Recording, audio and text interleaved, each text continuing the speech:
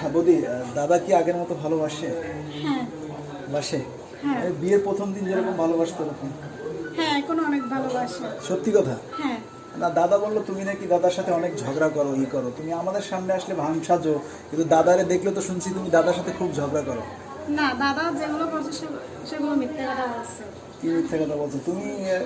তুমি দাদা তো সবসময় বলে তুমি তার সাথে খুব ঝগড়া করো।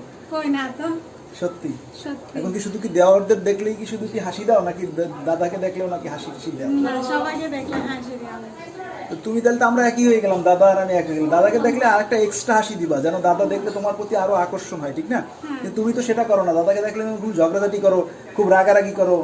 সমস্যা কি? কোনো সমস্যা আছে নাকি? না না, কোনো সমস্যা নাই। আপনার দাদা আমাকে একটু প্রচুর ভালোবাসে। তাই? হ্যাঁ আমিও তো জানি দাদা তোমাকে প্রচুর ভালোবাসে, কিন্তু তুমি যে দাদাকে ভালোবাসো না সেটার প্রমাণ দাদা অনেকবারই দিয়েছে।